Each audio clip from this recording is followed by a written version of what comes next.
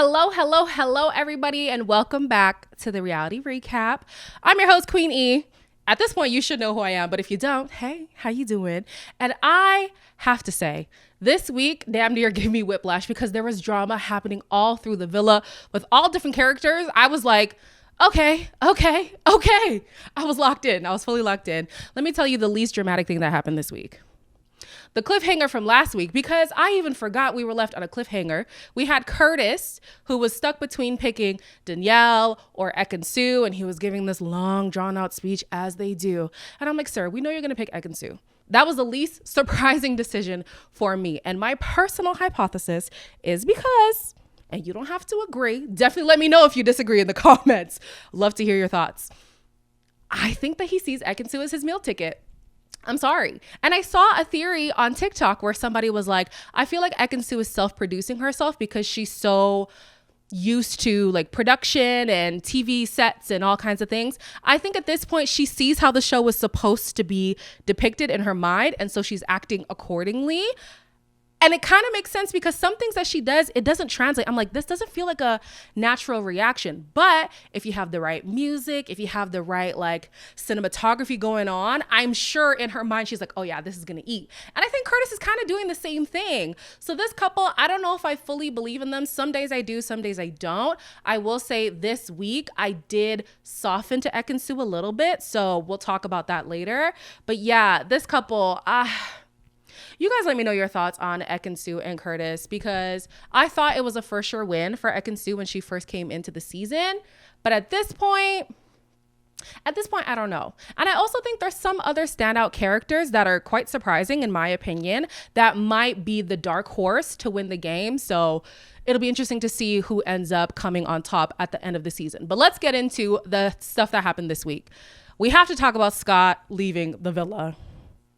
It was a whole lot of drama around that. Of course, we know Scott tried with India, didn't really work out, was trying with Tina, and he wasn't feeling that connection. And so when he was picking Tina in the recoupling, it kind of seemed like he was sold on their connection. You know, I want to give it a try, whatever. But then after the fact, he reiterated again how he's just not feeling the spark and all that. Then you have Elma. And I gotta say, some days Elma's fieriness I love, some days I don't. That day I loved it. I did. Because I was sitting here looking at Scott like, well, sir, if you're not feeling it with anybody else, if you're not feeling it with the girls who were feeling you, go home. And essentially that's what Elma was saying to Tina. She was like, okay, obviously he seems to be looking for perfection and he's not finding it with these girls. Perfection is not going to be found with anybody, whether you're inside or outside the villa. So you might as well go outside and sort yourself out. And she's, getting really riled up about it. Scott overhears and he's like, Elma, tell me to my face. Elma, tell me to my face. One thing about Elma, she does not care. You'll tell her to say it to your face, she will say it to your face. I love that about her. And she says point blank, like, hey, you're wasting this girl's time. Quite frankly, you're wasting your own time. You might as well go home. And he's like, I'll go home. Okay, bye. Bye. And sure enough, he left. Now, Elma was a little bit frustrated because, of course, her friend Kaz got sent home because they were trying to manage like which elimination would do the least harm. Kaz was going home with a connection. And based on TikTok, they've been going to like karaoke nights and stuff. Like Kaz and Montel are having a great time. I don't know how long that's going to last, but right now they're having a great time. And so they kept Tina so that Scott could still have a connection to pursue, just for it to end in this way. They could have kept somebody else who would have had a better chance at connecting. You know what I'm saying? So I do understand her frustration. I wonder what's the hang up with Scott. If you guys have seen Love Island Australia, the most recent season, there was a guy on there. His name was Zane, I think. And he was kind of having the same complex that Scott is having. Like, there are great girls in the villa, like girls who are doing like exactly what he's looking for. He's like, on paper, I would want to be with you. But for some reason, he just couldn't connect. I think he went through 3 connections and he just wasn't feeling it with any of them. And at the end of it, he kind of resulted to thinking that maybe there's just some unresolved feelings that he needs to work through. His last relationship was like 7 years ago, whatever. There's just a lot of baggage that came with him. And I feel like the same thing is there with Scott. There's some unresolved things that he might need to unpack, and maybe being in a relationship is not what he needs to do right now. On top of the fact that he keeps saying, like, I'm at the age where I actually have to be serious about finding somebody. Maybe find yourself first, and then it'll be easier to find somebody else, you know? But anyways, he's gone by. Good riddance. Then we get to the heart rate challenge. My heart was even bursting more than the hearts I have on this wall. I tell you, it felt like my heart grew 17 sizes the way these people had me going. Starting with Catherine. First of all, I'm a Beyonce stan. Beyonce's going on tour this year. Oh, I'm so ready. I'm a Beyonce stan. And when they started playing Thick, I said, oh, it has to be Catherine. And Catherine came out in her black bodysuit. She ate down. She picked it up. She dropped it. She picked it up. She dropped it. She twirled it. She spun it up. I ate it up. I loved every single second. Yes, Catherine, the woman that you are. The woman that you are. And then the cool juxtaposition of that is she'll be in the beach hut and she'll be like, yeah, you know, whatever. I'm like, oh, so this is just a regular Tuesday for you. I would have had to train 3 months to do what she did. And she did it so effortlessly in one night. Loved it. The dark horse for me was Harriett. I'm not sure if Harriett did that same opening split that she did this season on her season. But I tell you, I was gagged. She hit that split. I said, oh. And then she went to all the guys and she was doing the booby grab. I said, oh, Harriett. And she too has this innocent voice when she's in the beach hut. And I'm saying, these girls that be sounding innocent. They got a spicy side to them. I like it. I really do like it. She did very well. Then, of course, the girl who stole the show, in my opinion, you can let me know who was your showstopper, was Ekin-Su. And for me, it's not even because she did the best, because for me, Catherine did the best. But one thing about Ekin-Su, if she's going to win a challenge, she's going to put her whole heart and soul into it, okay? She came with her iconic, what is this? Oh gosh, come up with a name because you're looking weird right now. What is this called? Crawl. She did her iconic crawl, as we know that she did on the terrace. And then she was smushing the guys' heads into her chest. She was doing all kinds of grabbing and licking and sucking and rubbing and touching. I said, oh, Ekin-Su, you know this is televised. You know we're watching you, babe. She was doing some kind of madness with Curtis. I said, oh, is this legal? Are y'all allowed to do this? Is this a part of the, because she was doing things that I was like, well, that's unfair. Of course his heart is going to race. And I can't really say what was happening, but that means y'all just got to go and watch the show, okay? My depiction is not going to explain how raunchy it was, but she put in that work. And that's why I call her Ekin Birkenbag Sue, because she was working for that Birkin, okay? Now, where she kind of loses me a little bit is she went and kissed Samie. Now, this is a problem because Elma is one of her best friends in the villa. It's like the three of them. It's Elma, Catherine, and Ekin. And so they had a conversation before, and Elma was like, please don't kiss my man. And she's like, I won't kiss your man. And then she goes and kisses her man. So Ekin-Su is like, oh, I'm like having a brain fart. I don't even remember what I did. And Elma's like, you kissed my man. You said you wouldn't do that. And at first she denied it. But then later on, she's like, oh my gosh, it was just a peck. Like, I don't even remember it. It's whatever. Now, I can see why Elma is upset because number one, if you're my close friend, I would expect for you not to cross a boundary. To add insult to injury, number two, I asked you explicitly not to do it. So you are my friend and we spoke about it and you did it anyways. And then number three, you came and you lied about it. I would be upset too. I genuinely would be upset. It seemed like Catherine was trying to just like cool it down. She's like, it's okay. You know, we all just black out when we're doing it. And I'm just like, no, I feel like some things are intentional. And that felt like an intentional thing. You didn't have to do that to win the game. So I'm just like, Ekin, come on, girl. Like some things are for show. Some things are real life. If you consider this to be your real friend, you might want to be careful what you do, you know? So anyways, let's move on to the guys. Samie was the only guy to skip a girl. He skipped Ekin-Su. I didn't even notice it until they talked about it afterwards. But basically, he just didn't want to add to the drama going on. So he skipped Ekin-Su, and Elma was happy about that. When he picked up Elma, let me tell you the way I was not expecting that. Little Samie got some strength in those arms, in those legs. He hoisted her up. I said, what? Wow. I was in shock. But yeah, Samie did the damn thing. Next was Ronnie. Now, Ronnie's just so unintentionally funny. Like, there's times when he tries to be funny, but when he's not trying is when he's the funniest to me. Why did this man try to do his like pull away thing with the pants, and the pants were just not coming out? He just kept tugging on the pants. They weren't coming off, and I said, yet another thing Ronnie does not follow through on. No, that's a joke. It wasn't his fault, but I was just like, that's very telling. And then Curtis came and he gagged me again because, of course, he's going to match his partner and he's going to want to win the way his partner wants to win. Well, first of all, he came out in the same kind of dance that he did the first time. I was like, please, we've seen this before. I wanted him to do something different. Y'all know how I feel about them hip thrusts. When it comes to Curtis, come on, put them hips away. Put them hips away. But anyways, he came out, he did the hip thrust thing, and then he picked up Ekin-Su, and he like not me about to demonstrate. Then he windmilled her upside. I said, this girl is upside down right now. You know what, Curtis? I see it for you sometimes. I see it. Just a little bit. Let's move on. Anyways, of course, because of shock value, Curtis raised the most women's hearts. I think it was all but like one or two.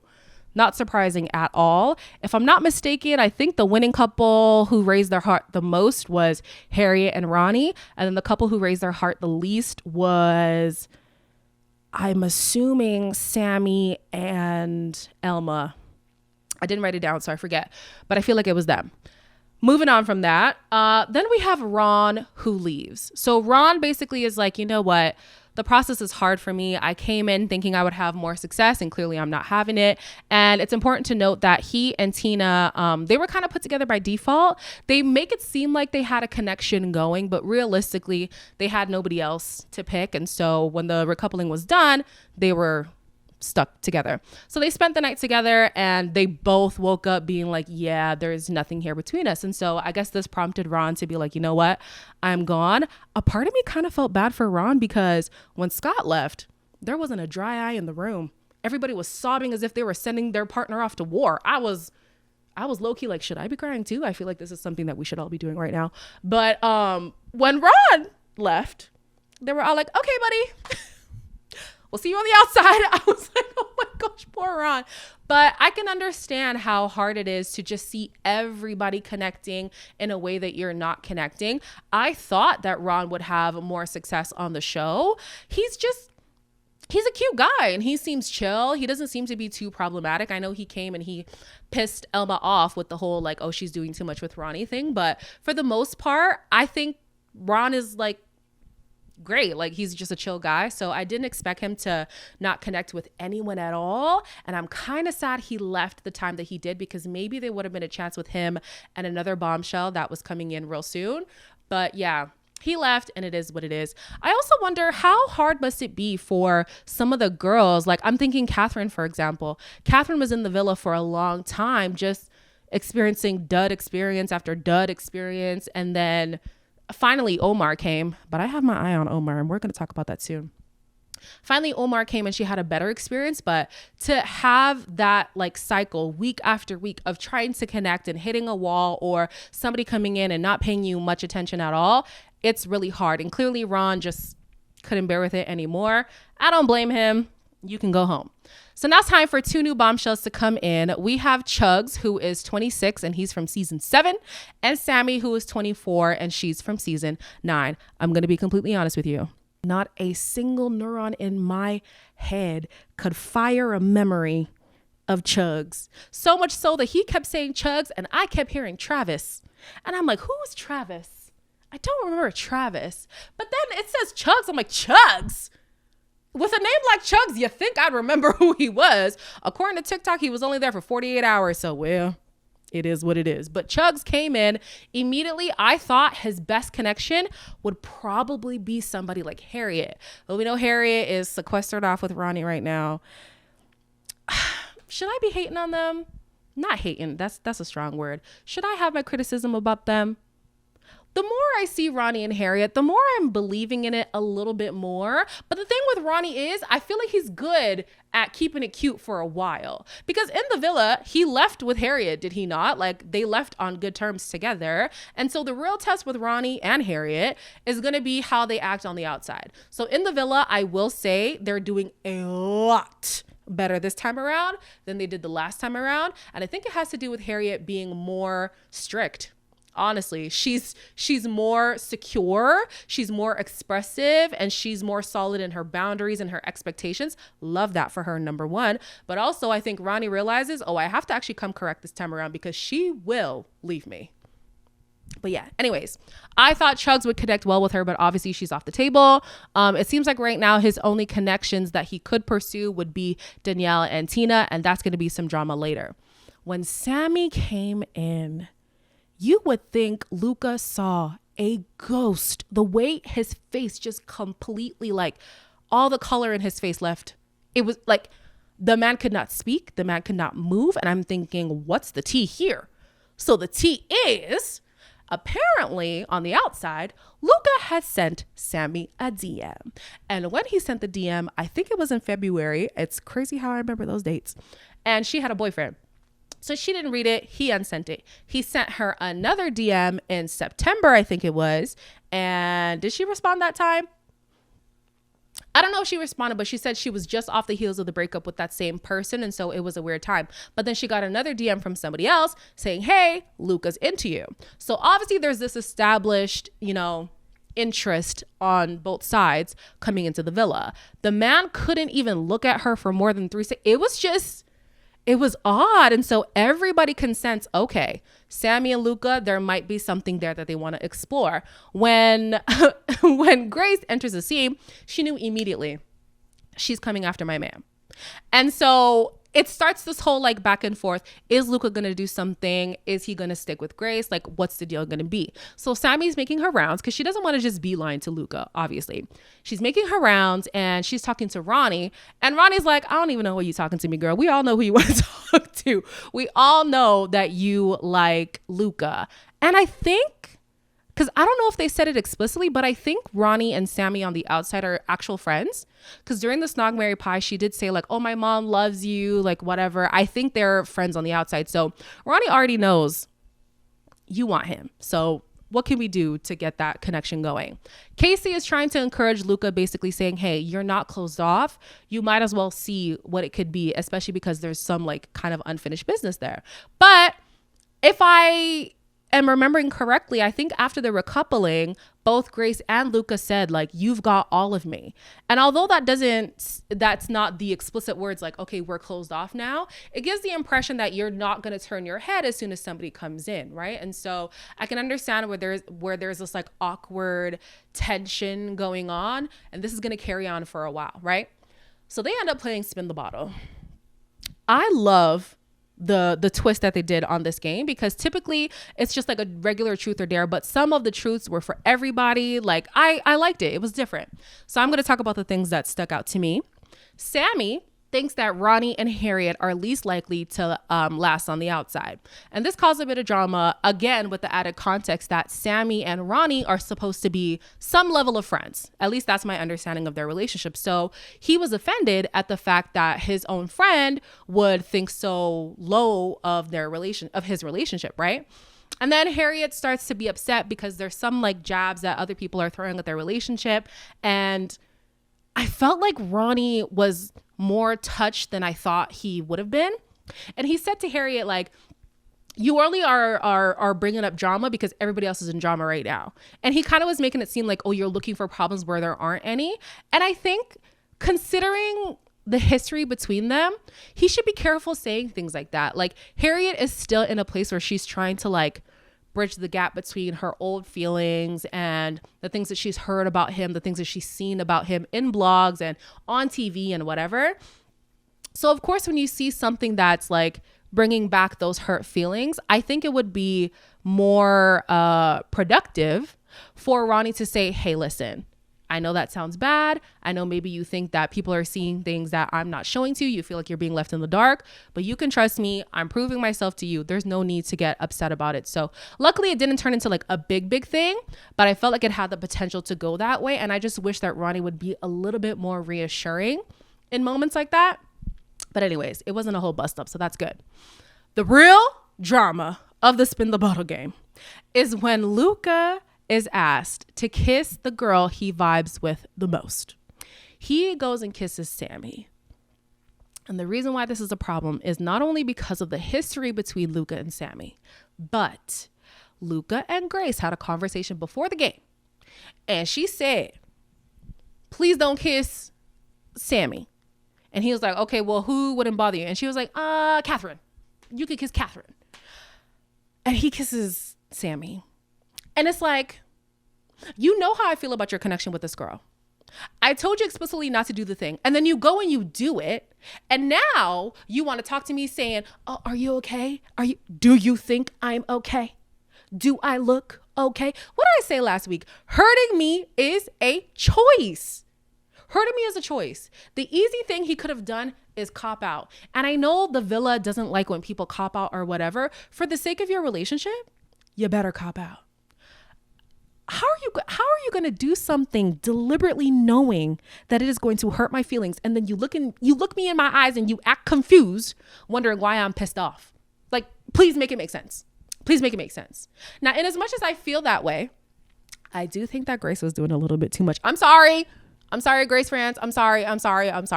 I think that she was a little bit over the top because she said, shut up. I could be the problem. I was raised in a house where my mom thought shut up was like a swear word. So the word shut up, like said to me with such vim, I think I would be like very deeply offended. And so they're doing this whole back and forth thing. Luca decides to just get up and take some space away from the game, right? And so he's basically processing his emotions, and he's like, I don't know what else I could have done, but I also knew that I shouldn't do it. I think at the very least, he could have kissed her on the cheek or maybe on the forehead if he wanted to still be honest, but not disrespect his relationship. You know what I'm saying? And then back at the fire pit, you have Grace, who's now like talking to, I feel like it was Tina. I'm not quite sure. I don't remember. But she's basically saying like, why would he do that? We already spoke about it. Da, da, da, da. And then you have Omar who chimes in. I said, Omar. Why do you have to insert yourself? Not right now. And he's like, like, let's just focus on the game. Like, why are you creating drama? You're stalling it. And she's like, am I talking to you? So shut up. I said, Grace. Do these people not remember who Grace is? Grace does not play. Greedy Grace is going to get her way no matter what. You're not going to talk to Grace sideways. Honestly, I'm a little bit scared, but I also respect it. Because one thing about Grace, you're not going to be able to cross her boundaries without her telling you about yourself. A little bit over the top, but also a little bit aspirational. I like somebody who stands on business when it comes to their boundaries, because as you should. So that became a whole drama, and well, yeah, anyways.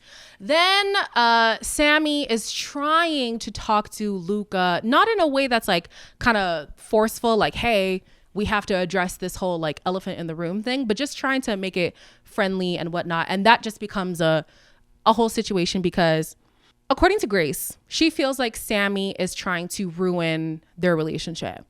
I don't know if I agree. I think that Samie was just trying to get answers, and Luca wasn't really giving it to her. So yeah, it was kind of weird. We move on to the public vote. You guys got to decide who was going to recouple with the bombshells. Chuggs was recoupled with Danielle, and Samie was recoupled with Luca. So with Chuggs, touching on that quickly, Chuggs was kind of talking to Danielle and Tina, but he was leaning more towards Tina. Danielle feels like Chuggs is like all in for her and whatnot. But his eyes are on Tina. Tina says he's not necessarily my type, but I'm not going to close my options off, as you shouldn't.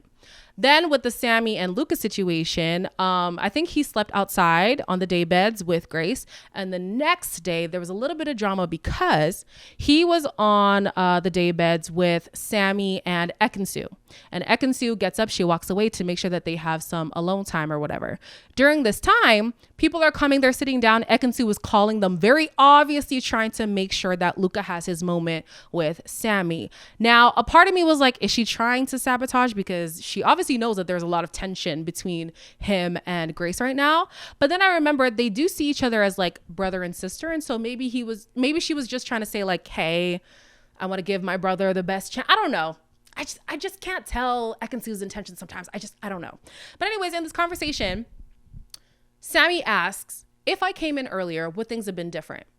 Luckily, Luca doesn't engage in it too much. He's like, listen, 3 weeks ago, I can't tell you what I would have done. I just know that I'm in a good position right now with Grace, and I don't want to jeopardize that. Perfect answer. Such a good answer. Don't even entertain it. Don't make it ambiguous, because that's just going to cause a lot more drama.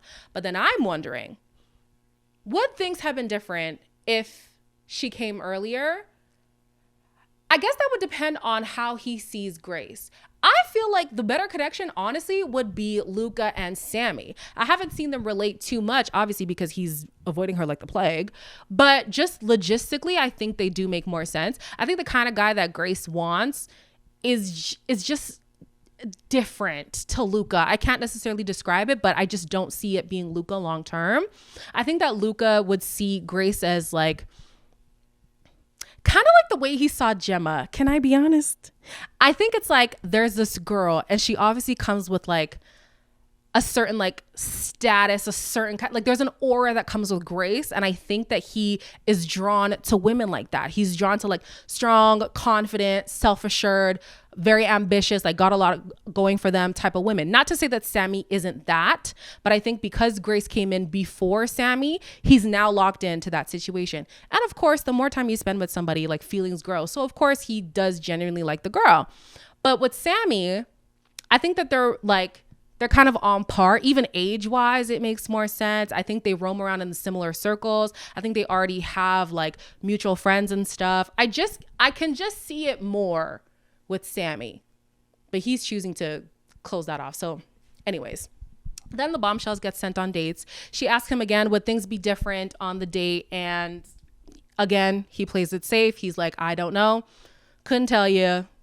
Let's just move on. Chuggs and Danielle go on this date. And this is where Chuggs starts to show he might be a little bit shitty boots.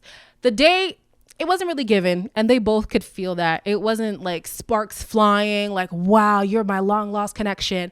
But after the date, he did some kind of like a lean in. I kind of missed it, but Maya Jama at the end of Friday's episode, she did confirm there was kind of like a lean in to where he wanted to kiss her, but she felt like based on the date that they had, a kiss wouldn't make sense. So she didn't kiss him. And so her story is she swerved the kiss. He's perceiving it as, oh, I was going in like hot and heavy and she just like completely pied me, which is not what she meant. She just said like, the kiss just didn't make sense. So that's important to know going into the Snog Marry Pie game. I'm only going to mention the things that were important to me. So we have Tina and Danielle who both snog Chuggs. So they're both obviously interested. They didn't get a chance to kiss him earlier. And obviously Danielle had just swerved the kiss. So she wanted to like redeem them, have the kiss, whatever. Then we have Harriett who pies Luca, and he threw a bit of the whipped cream back in her face. Now, you guys let me know how you feel about that, because there's been some times where Luca always has to have his get back. And I don't know how I feel about that. I feel like there's a part of Luca that if things got like really heated, he might go below we saw it with Scott. He might go below the belt. And so him partnered up with Grace, I'm just thinking, oof. I don't know. But anyways, Harriett was a little bit offended, but she didn't hold on to it for too long. Then we have Ekin-Su who kisses Luca on the forehead and marries Curtis. Grace pies Omar because he called her out in the game. Obviously, he returned the favor when it was his time to pie somebody. Samie pies Luca. And this is important because everybody was on pins and needles wondering what she was going to do.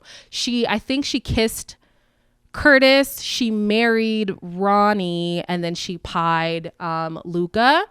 At this point, it seems like whatever there could have been between them is done for good. And I hope that Luca is okay with that, because I genuinely don't see things lasting too long with Grace on the outside. So if he wants to circle back with Samie, I think that's it. I think it's done. I think it's over. So I hope that he's okay with that decision. Then we have Omar.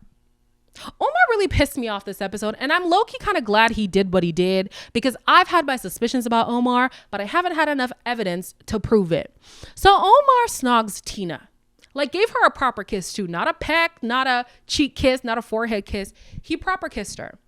And Catherine is rightfully so pissed off, because in the previous game, when he was told, who do you want to kiss? He kissed Tina. And now in this game, who do you want to kiss? You kiss Tina. And what's his excuse? Oh, I already told Tina that there's nothing between us, so if I kiss her, it's not going to mean anything. Yeah, but now you've kissed her twice. And you've kissed her properly twice.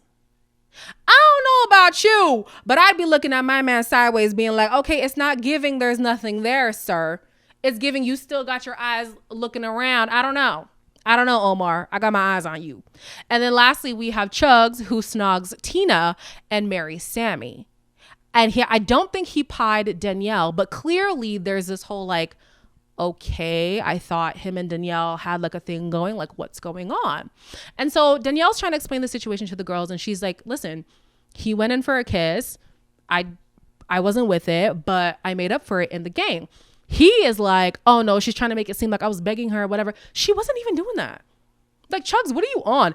Realistically, I think Danielle was really trying to save him, trying to make sure that he, like his ego wasn't bruised, but it was bruised anyways. And after the game, the guys and the girls are split up. They're talking about the situation. And eventually Danielle is like, you know what, let me just have a talk with Chuggs. And so Chuggs, he denies the fact that he leaned in for the kiss, but he is going to say, oh, I was just teeing it up. Chuggs, what do you think that means? Teeing up the kiss means what, Chuggs? You just sat there and she knew that you wanted to kiss her? No, you leaned in. And she didn't swerve you. She didn't make it like a whole big thing, but she didn't oblige the kiss, or whatever the word was. She didn't follow through with the kiss. That's all she said. I just didn't like how Chuggs kind of spun it. It was, I didn't like it. Speaking of things I didn't like, Omar's actions in the game. After the fact, Catherine was like, okay, so this is twice now. What's that about? And he reiterates, listen, I only did it because I have no feelings for her. And Catherine says the same thing that I was thinking. No matter what you say, if you're doing something over and over again, I'm led to believe that there's something more than what you're making it seem. And I'm not saying this is Omar, but this is what crossed my mind. You know when a guy will tell you, oh, you have nothing to worry about with that girl. I'm not even into that girl. If anything, I'm repulsed by that girl. I have no desire at all. They're doing this big show about how they're not interested in said person. As soon as y'all break up, who's he with? Who's he with? That same person he told you not to be worried about. That's why I don't trust when y'all be saying that. I don't trust it. So Omar, I'm so sorry. Like, I think when he came in, he definitely thought he had more time to explore something with Grace, and didn't realize that she was so settled in and was not going to jeopardize her situation with Luca. And so the backup was Catherine, and it sucks to see her that way, but I do think that Omar's backup was Catherine.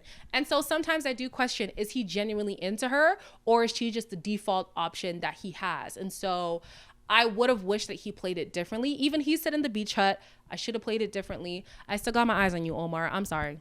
I know my girl Catherine is in, because one thing about her, she's a lover girl. She's going to be in. But I don't know. I got my eyes on him. So then we have Elma and Ekin-Su. After the game, Samie is passing Elma and... No, sorry. Samie is passing with Elma, Ekin-Su. And he goes over to her and he hugs her and he's like, hey, I'm sorry, whatever.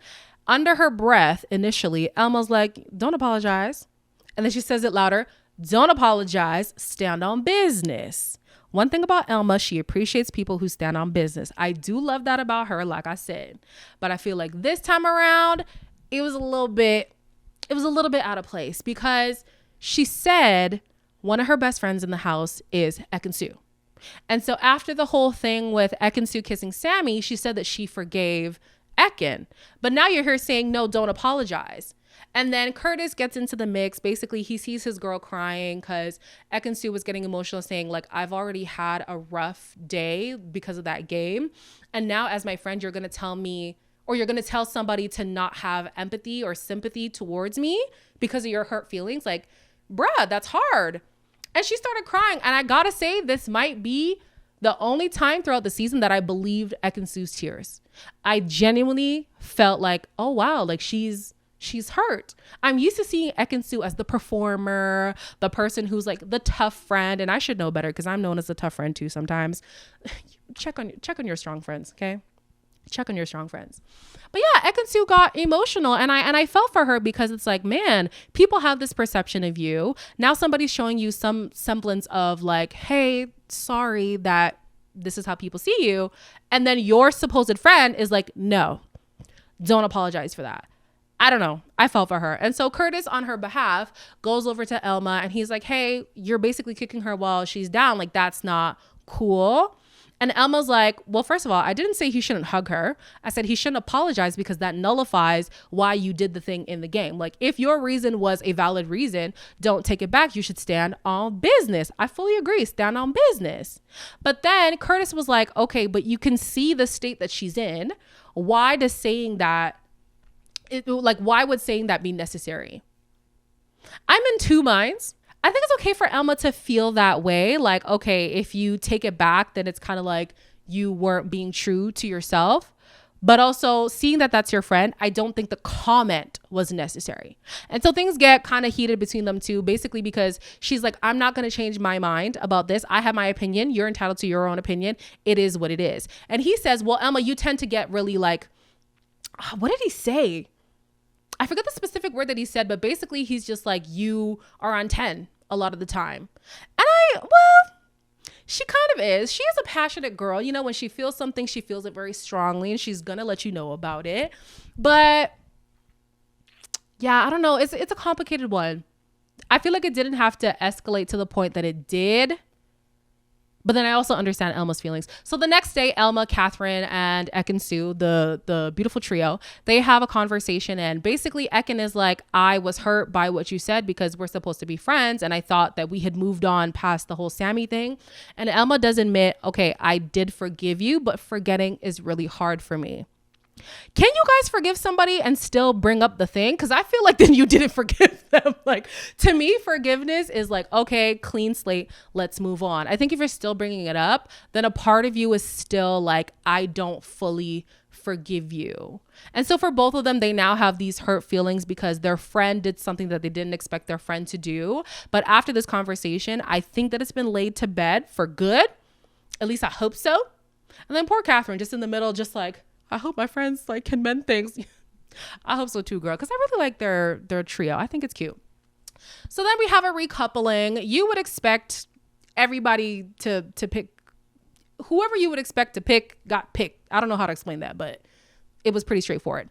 Then you have Chuggs, who was the last guy. He was torn between Samie, Danielle, and Tina. And so obviously he picked Tina because he's had his eyes on Tina and the whole like fallout with Danielle just happened. And so because there's no guys left, both Samie and Danielle have been dumped from the villa. Now, this is why I was kind of hoping that Ron had stayed a little bit longer. I think that Ron could have had maybe something with Samie. Now that I'm saying it out loud, I don't know if I fully believe myself, but I think similar-ish aesthetic to Luca, similar banter-ish. Ron is more chill than Luca, but Luca has shown us a completely different personality this time around. Well, we still see like bits of who we're used to, but we've seen a different side of him. So I think that he also has like a similar temperament to Ron when he wants to, like a whole chill, laid back, like, hey, I'm just a cool guy. I'm just kind of scoping the scene. So maybe they could have had potential, but he left. So therefore, two girls are going home. With Danielle, I do feel for her. She's kind of had a roller coaster ride in the villa. I think that the Curtis situation got a lot more dramatic than it needed to be. He should have just been straight up and said, either I want to pursue both women, or quite frankly, I'm too scared to piss off Ekin-Su, so I'm just gonna stick over there for my safety. You know what I'm saying? So yeah, I also think that maybe she would have been more successful with last year's cast. I think there were people who were older, number one. Well, no, that might be a lie. That might be a lie. Because this year we had Marcel and Scott. Oh no, but that's it. Those are really the only older guys. But I do think that she would have had more success the first season. This season, it just wasn't there for her. I would like to see Samie again. I feel like she didn't really get a chance to explore things. She came in having her mindset on one person, which unfortunately was her demise. And honestly, at this point in the show, who's going to turn their head? You're too close to the final, and also so many feelings have developed at this point.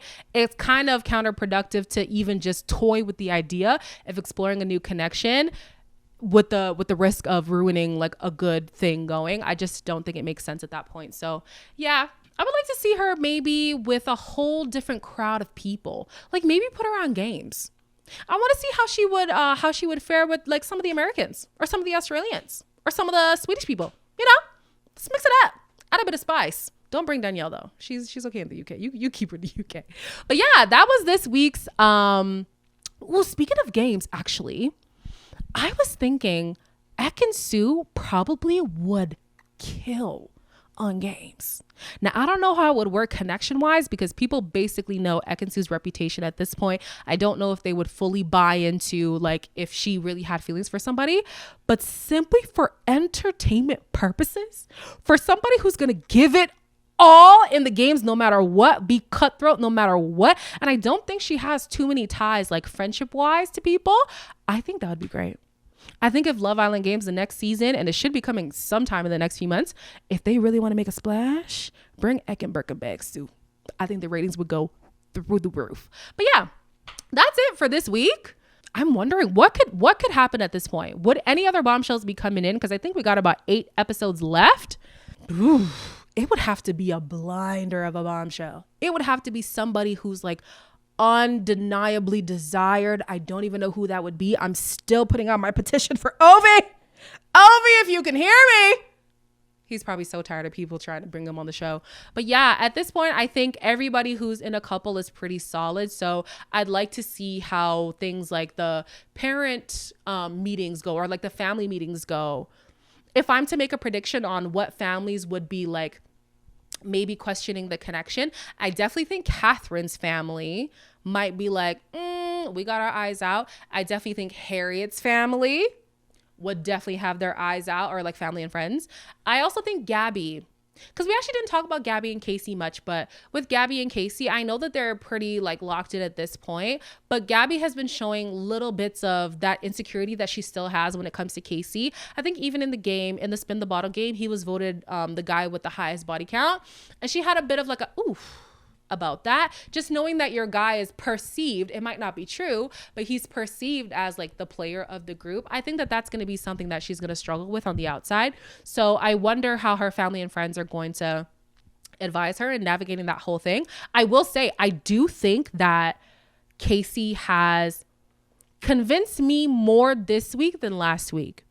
I think I'm buying into his connection more. I think seeing how loyal he's been and how he's improved on his reassurance for Gabby, maybe it could work. Stranger things have happened. That's all I'll say. Who else? I think for the most part, those are the only people whose friends and family might be a little bit more blunt, just to make sure that their person understands, hey, we're not fully sold on this thing, but we still support you because we love you, you know? But yeah, you guys let me know what you're expecting to see in the next week. I definitely hope that next week is as dramatic, if not more, than this week, because there is definitely so much going on. Definitely leave your comments down below.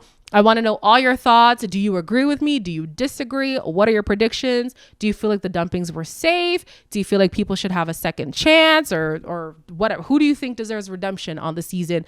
Let me know all your thoughts down below in the comment section. Also, you could DM the reality recap, or the Reality Recap Pod on Instagram. Definitely DM us over there. Make sure you like, comment, share, subscribe, do all the things. And I will see you next week on Tuesday to do it all over again.